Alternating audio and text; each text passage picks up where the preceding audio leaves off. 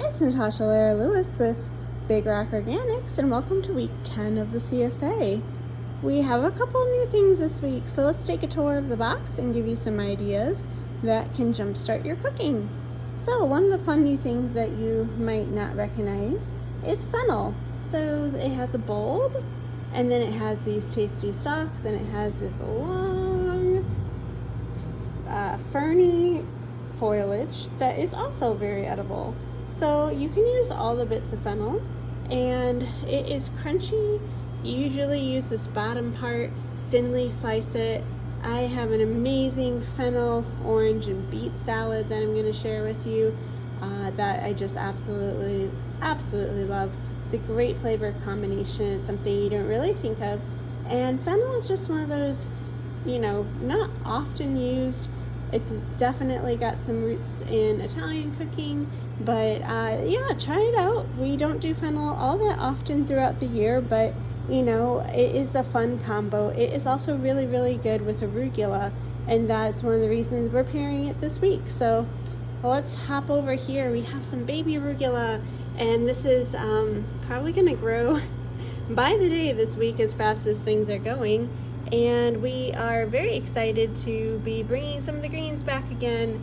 Been waiting so long for fresh greens. So this is beautiful on top of a BLT instead of the lettuce. Try arugula. It's really, really flavorful.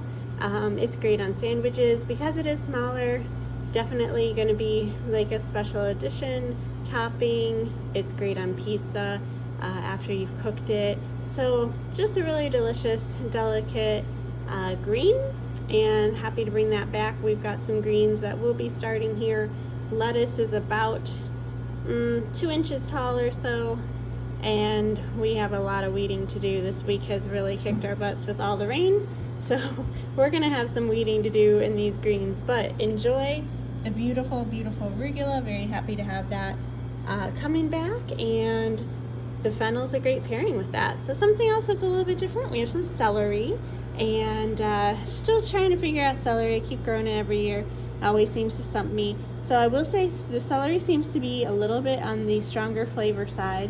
So I would probably use it in a soup or cook it. The leaves. Now let's talk about celery leaves. There's a lot of leaf here, and all this leaf is edible. It's very, very good dried, so you can take and dry your leaves in the oven, and just a nice cool oven, 170 or as low as your oven will go. Dry those leaves, then you can crumble them before adding them to any dish, and it will just be so intensely celery flavored. So I love that trick, having that all the year round. Really just gets you in the mood for that great celery flavor, especially when we're not really keen on making soups quite yet. You can save that celery, so don't throw out those leaves. Instead, dry them, and you can chop and saute the stalks. Speaking of stalks, we're bringing rhubarb back. So I know it's a little weird. Rhubarb will actually kind of grow all year long, though it does its best work in the spring. It's most productive, but we've waited a while. It's made a little bit of a regeneration. So try rhubarb with your favorite summer fruits. Peaches and rhubarb is a great combination. Apple and rhubarb if you're feeling a little fall. But just a reminder, don't want to eat these leaves up at the top.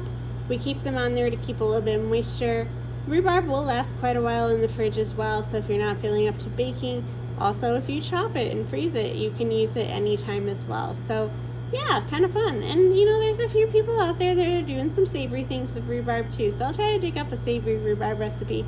I've seen some curries and chutneys and different things like that, so give you a few ideas for that rhubarb. But my dad used to always just dip it in sugar and chew on it, and dip it in sugar and chew on it. So if all else fails, it's a fun little treat.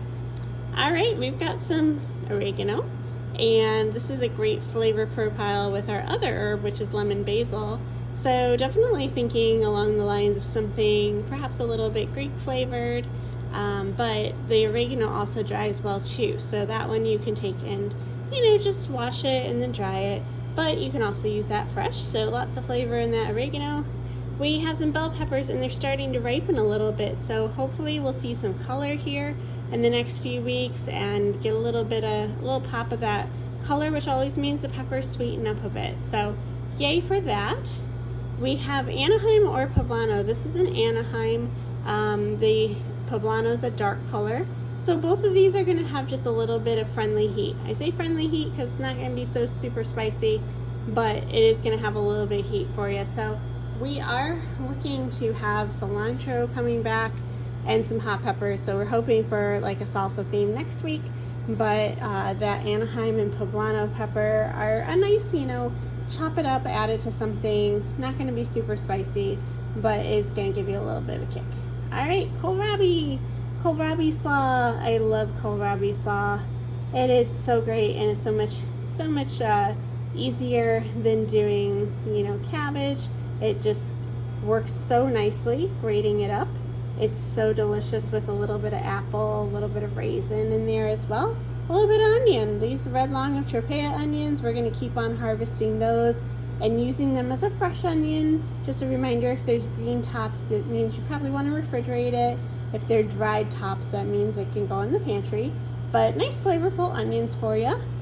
Nice flavorful tomatoes, all kinds of fun ones. Now, this last week, it was so rainy and basically no sun. So the tomatoes are gonna start any moment now. And when they do, we know there's gonna be a ton. But we're coming off of a really wet, rainy week. And the plants are just now starting to dry out and realize that it's time to start ripening. So hopefully we'll see an increase in tomatoes in the next couple of weeks. Shallots. Oh, I love these delicious shallots. That has been a real highlight of the year. So we have so many good flavors you can do with shallots. I love a very finely diced shallot along with a little bit of Thai inspired flavors. So some sesame oil, some rice wine vinegar, some shallots. Mix that up.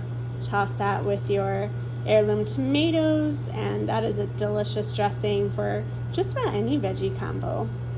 Lemon basil. So I had somebody toss this with their pasta at the market. She came back the next week. She's like, can I get more lemon basil? That was so good. So I'm planning on some sort of pasta toss this week with the lemon basil and kind of going for a little bit of a lighter Alfredo, lemony sort of vibe.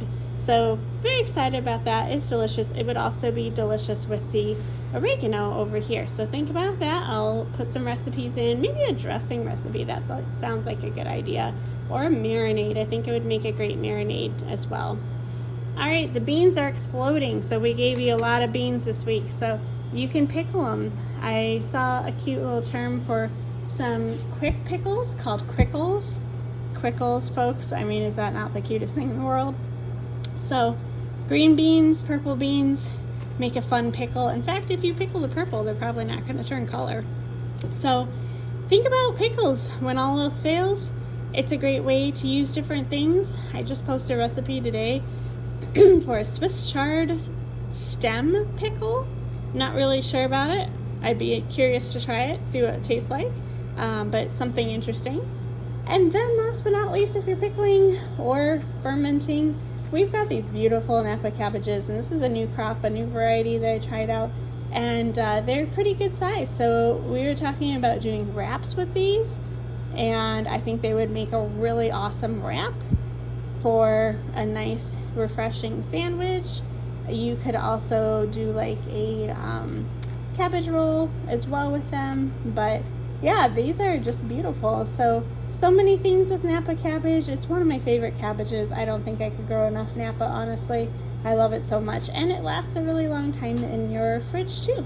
So that is our box, folks. We are really enjoying watching all the different flavors change a little bit over the summertime.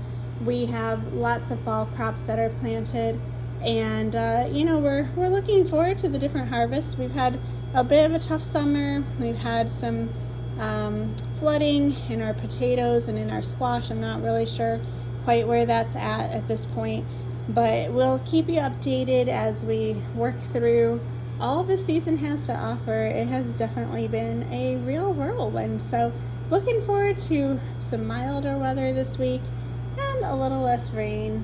Let the ground dry out and let us get ahead of some of the weeds and planting and things like that. So enjoy your box, folks. And I love hearing feedback and ideas and recipes from you as well. So have a terrific, wonderful, lovely, sunshiny week. All the best to all those who are going back to school. And also remember, just put out your crates and your towels when we're ready to come and get those boxes or you're picking up. We seem to be running into a bit of a lapse in them. So, Natasha here for Big Rock Organics. Thank you and have a wonderful week.